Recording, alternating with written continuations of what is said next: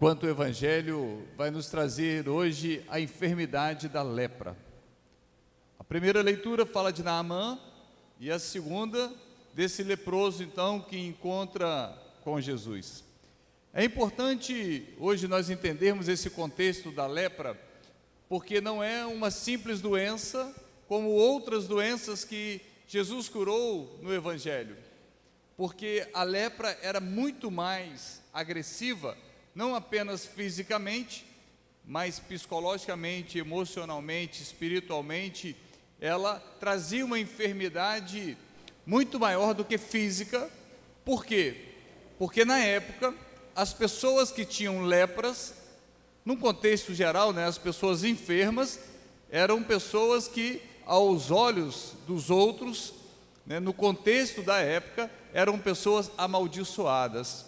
A lepra era tida como pessoas impuras, ou seja, se aquela pessoa tinha uma lepra, é porque era uma pessoa impura, e para muitos era uma pessoa amaldiçoada por Deus, existia sobre ela uma certa maldição.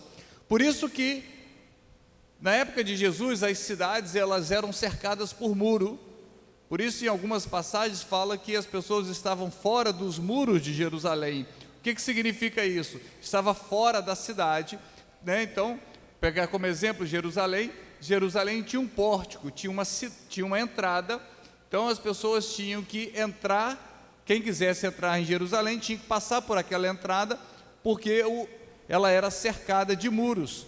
Então, quem tinha lepra, ficava fora dos muros de Jerusalém, ou seja, não podia entrar na cidade. Por que não podia entrar na cidade? Porque aquilo era contagioso. Aquela enfermidade, aquela doença, ela era contagiosa, e aquela pessoa tinha que ficar afastada, porque era tida uma pessoa impura. Então, era essa pessoa que encontra então com Jesus, e ele pergunta ao Senhor: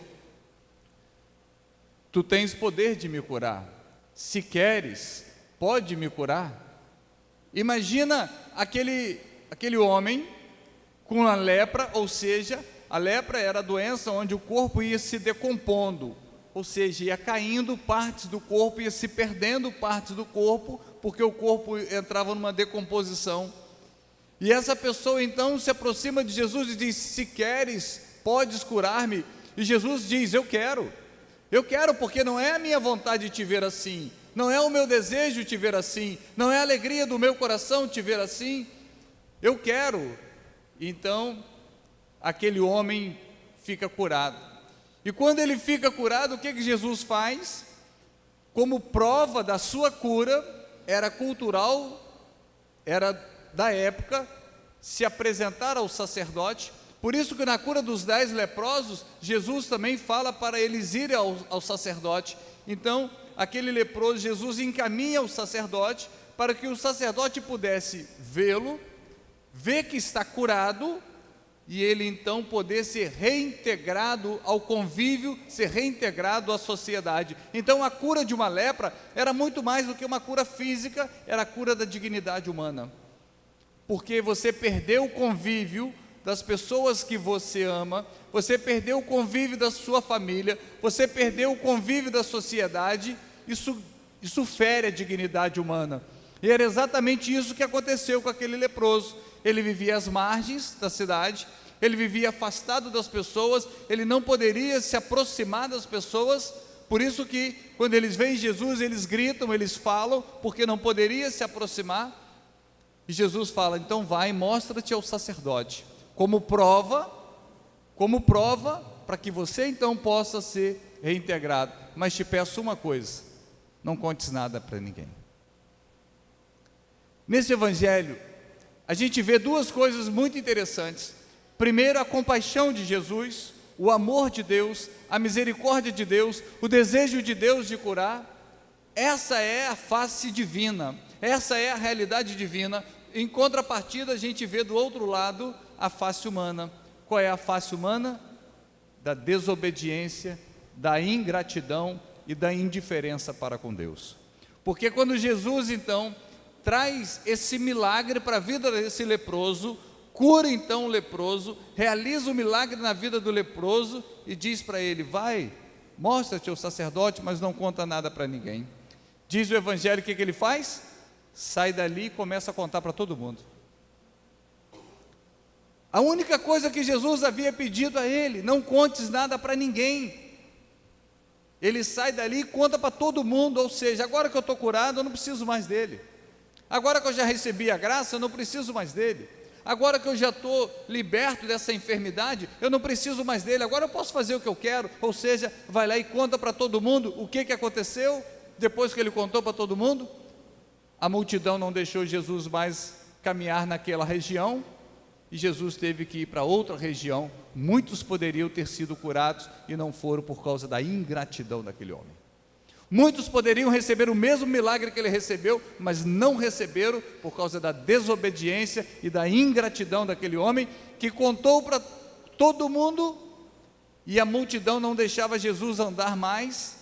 Jesus não poderia aparecer mais publicamente, e ele então se desvia, se desloca para outra região, por causa da ingratidão daquele homem. Quantas lepras nós temos na nossa vida? Talvez não a lepra daquela mesma forma, mas aquilo que nos afasta das pessoas que nós amamos, mas daquilo que nos afasta de círculos de amizade que nós amamos. Quantas lepras que nós temos que nos afastam talvez da sociedade, que nos coloca como excluídos, que nos coloca como pessoas a viver fora do muro de uma cidade, que nos afasta de pessoas. São as lepras do nosso tempo, são as lepras espirituais, que talvez não decompõem o nosso corpo, mas decompõem a nossa dignidade, decompõem a nossa alma, decompõem o nosso emocional, o nosso lado psicológico, que de repente vai se decompondo ao longo do tempo. E hoje é preciso que a gente diga para o Senhor: Senhor, eu preciso ser curado das minhas lepras espirituais, daquilo que me afasta das pessoas, daquilo que me afasta da família, daquilo que me afasta. Quantas e quantas situações que para nós são lepras, que nos tiram, nos fere a dignidade, nos afasta de pessoas que nós gostaríamos tanto do convívio, gostaríamos tanto de estar ao lado dela, gostaríamos de sentar, tomar um café junto, almoçar junto, conversar, ter um momento de lazer, ter um momento de conversa, ter um momento saudável, mas situações que aconteceram nos afastaram dessa pessoa. São as lepras espirituais que vão acontecendo ao longo do tempo da nossa vida e que vai fazendo com que a gente tenha uma vida de exclusão, uma vida solitária, uma vida de solidão, que era exatamente a vida daquele leproso. Mas quando a graça acontece na vida dele, quando o milagre acontece na vida dele, aí sim, aí aflora tudo aquilo que é a nossa fraqueza humana, que é a ingratidão. Nada mais fere o coração de Jesus do que a ingratidão. Nada talvez machuque mais o coração de Jesus do que a própria ingratidão, a indiferença. Ele foi indiferente ao milagre que ele recebeu. Jesus fez um único pedido e muito simples: não conta nada. Espera que, em outras palavras, não fala nada porque ainda tem muito para fazer aqui. Não fala nada porque tem muitos leprosos como você que eu preciso ainda curar. Não fale nada porque tem muitas pessoas que ainda precisam ser convertidas e eu vou chegar na vida dessas pessoas. Não fale nada porque eu preciso ainda entrar na casa de muitas famílias, mudar a mentalidade, fazer um milagre na vida de muitas pessoas. Não fale nada. Em outras palavras, era isso que Jesus estava dizendo, e aquele homem acabou de receber o milagre e saiu fofocando para todo mundo, e saiu falando para todo mundo, e muitos deixaram de alcançar a graça. Por causa de quê? Porque ele contou? Não, o que ele contou foi apenas consequência da desobediência. A desobediência nos afasta da graça de Deus. A desobediência pode impedir que o milagre chegue na nossa casa. A desobediência pode impedir que transformações radicais aconteçam na nossa vida, porque não fomos obedientes a Deus. Então, que possamos aprender nesse evangelho, de acolher a vontade de Deus, ser obediente à vontade de Deus e, sem dúvida nenhuma, apresentá-lo às nossas lepras. Louvado seja nosso Senhor Jesus Cristo.